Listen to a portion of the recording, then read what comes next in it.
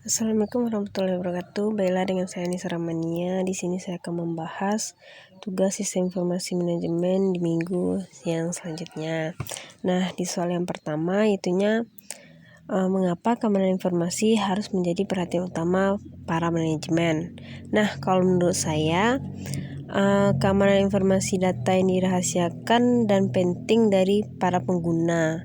Maka jika sistem informasi berhasil diimplementasikan dengan keamanan informasi, maka masalah akun yang diretas atau penipuan mungkin berkurang dan dapat dipantau karena keamanan total yang telah diterapkan itu. Nah, di sini informasi harus menjadi yang paling utama karena sebuah informasi dapat untuk mengumpulkan data yang bersifat rahasia dan penting bagi penggunanya.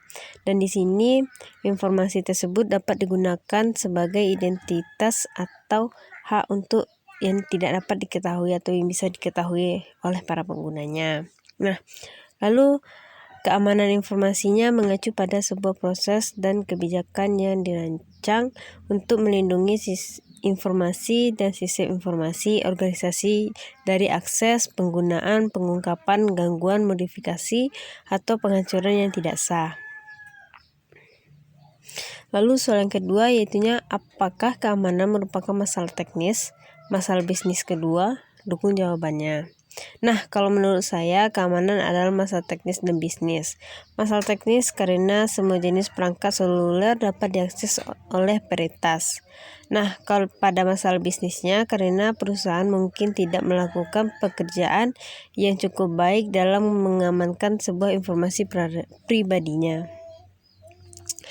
Lalu jika sebuah tujuannya adalah untuk mengamankan informasi, maka untuk membuat benar-benar aman, kita harus sebaiknya untuk mengembangkan proses dan prosedur untuk memasang kuku di tempat yang tepat sebelum memukul apapun dengan palu teknologi. Teknologi harus menjadi bagian dari rencana yang lebih besar untuk mengamankan informasi.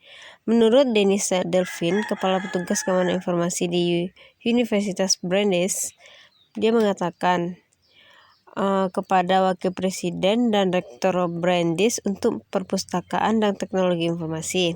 Akibatnya, sebagian besar keamanan masih bersifat reaktif, bukannya proaktif. Organisasi yang lebih canggih akan menyalurkan data dari log, jaringan, dan alat pemantau lainnya ke dalam sistem intelijen bisnis untuk memprediksi dan menghentikan pelanggaran keamanan. Jadi, bersama dengan para fanatik enkripsi dan pakar manajemen identitas, tim InfoSec membutuhkan ahli statistik dan analisis risiko untuk tetap berada di depan masalah dan menjaga nama perusahaan dari cacatan polisi.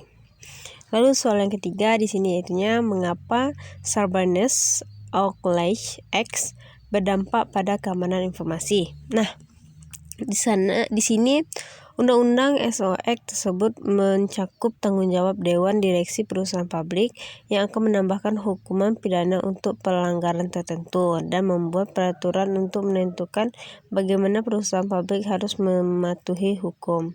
Maka secara langsung sangat berdampak pada bagaimana organisasi publik dan kantor akuntan mengenangani tata kelola perusahaan, pengungkapan keuangan, dan praktek akuntan publik. Undang-undang ini adalah mandat yang memberikan perhatian baru kepada keamanan sebagai bagian penting dari kerangka kerja manajemen risiko untuk tujuan ganda sertifikasi kontrol internal dan membuktikannya. Sekian, terima kasih.